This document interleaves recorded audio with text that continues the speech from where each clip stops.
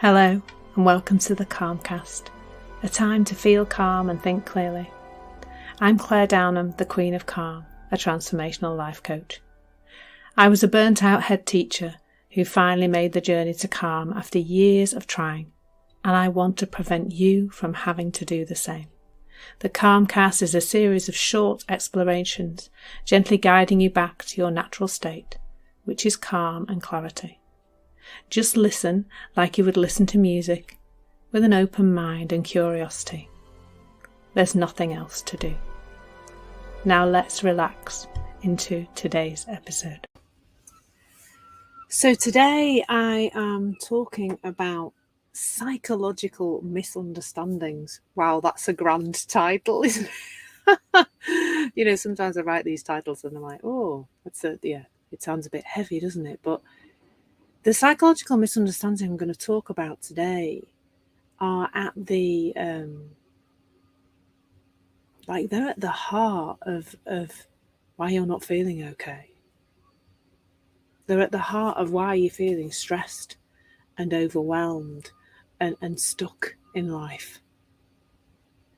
And when you start to understand these misunderstandings, when you start to get some understanding that's clearer, then the stress and the overwhelm and the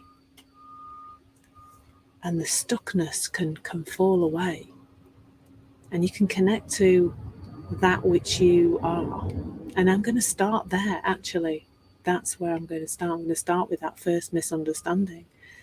There is a message out there that you are broken, that there has been things happen to you in your life. Or I think even some people come from the place of, humans are born broken. What a tragic way to think about life.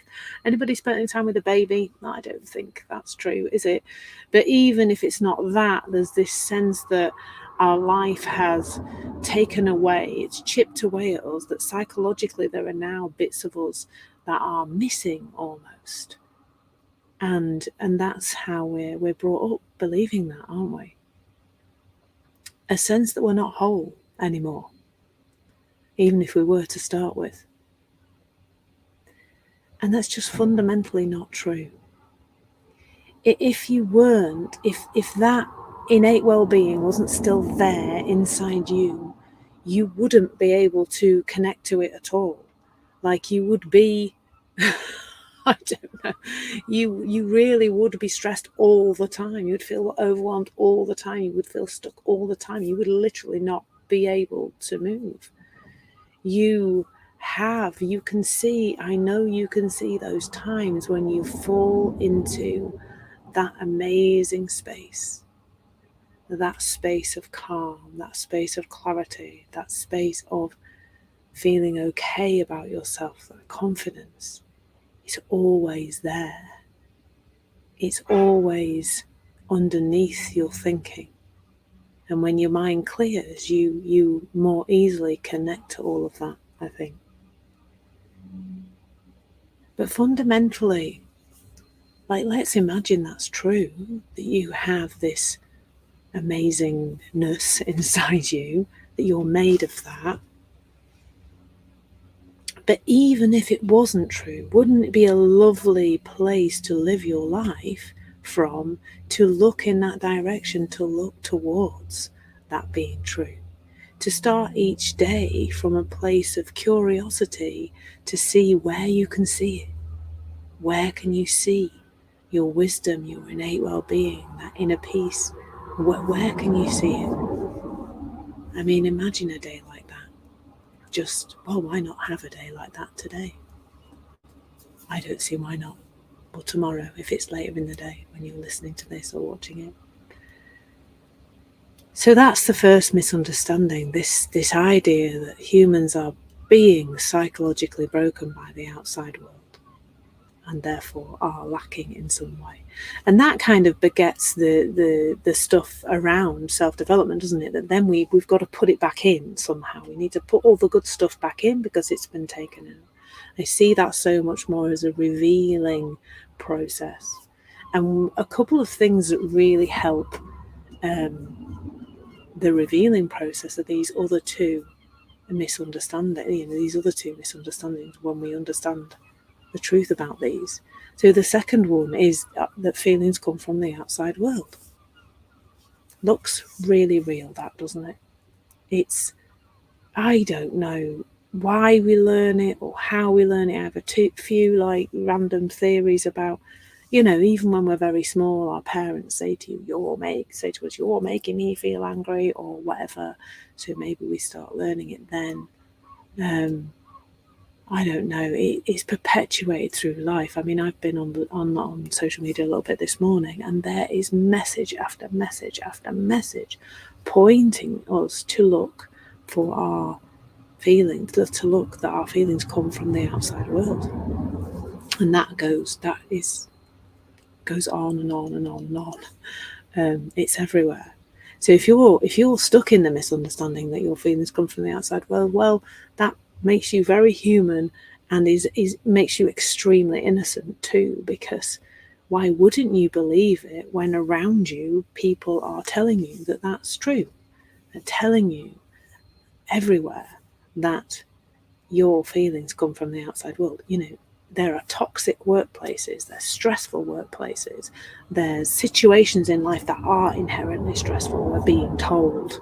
It's a misunderstanding, just to remind you. I'm not pointing you in that direction. So what is a feeling if it's not an indicator of the outside world? Well, it's a very, very clever indicator of your state of mind, your thinking, your perspective in the moment. And there's places where I know you've seen this. One of them is that you have seen that despite some situation in your life staying not as you would prefer it to be, that your feelings about that fluctuate. Sometimes it feels really awful, and other times you're like, oh, it's okay, I can handle this. And then other times you're like in the middle of that, you go up and down despite the situation staying the same. And you've probably also noticed that it's only when you think about that situation that you start to feel.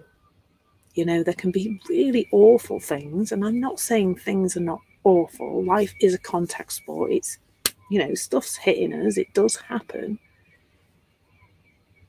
But you will have seen that when you don't think about the thing that's not very nice, you don't feel it. And a great place to see this is in our working week, when, maybe on Sunday night we feel a little bit about work. We're not at work, by the way, we're just thinking about it.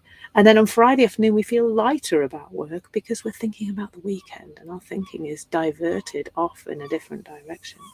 So that's places. There are places all the time where we can see that with a change of perspective, with a slightly different type of thinking, the situation itself, we don't feel the same way about it. Now, what I want you to know about this, categorically, I am not inviting you to try and change your thinking.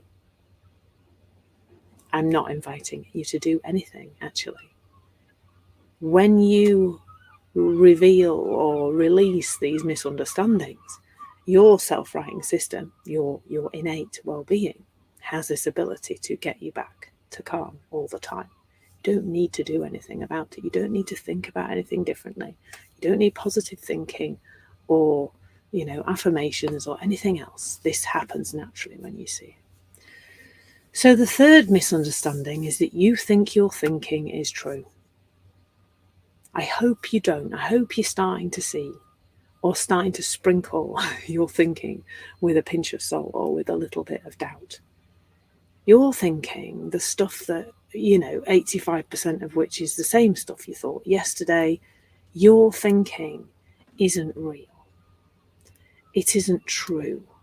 It isn't actually anything to do with you at all. You learnt to think the things you think now.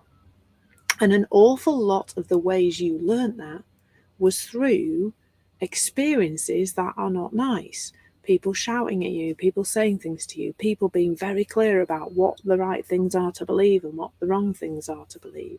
Whether that's through just, culture, society, your particular upbringing, religion, whatever it is. You've been taught what to think. The things you think now are the things you think now because of what you learned.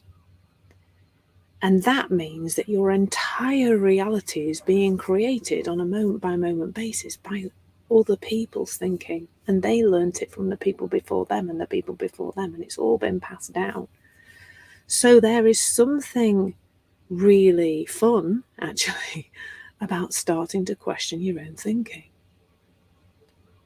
Now, sometimes you'll have a thought that feels different. Somebody said a while ago, and I wish I could remember who it was and where I heard it, that wisdom, which is not thought, it appears in your head looking like a thought. Of course it does. That has a different flavour to it. Somebody said, the thing the person said was that you know your wisdom. It's like a mother knows a baby's cry. It's got a different feel to it. And it's not the same old. If a great place to start questioning your thinking is if you've thought this before many, many times. Like if there's a thought about you not being good enough, not being clever enough, not being able to do something, and you've had those thoughts before, they're the ones to start sprinkling with those pinches of salt, with that bit of doubt. Because they are fundamentally, they're the first ones. It would be helpful for us to let go of, wouldn't it? So those are those 3 psychological misunderstandings. There are lots more, I'm sure, that I could share, but today that is it for today. I hope you found that really helpful. Take care. Thank you so much for listening. There's nothing to do now but bring some awareness to how this is working out in your life. Listen regularly to experience longer and longer periods of calm. This has been the Calmcast with Claire Downham, Queen of Calm.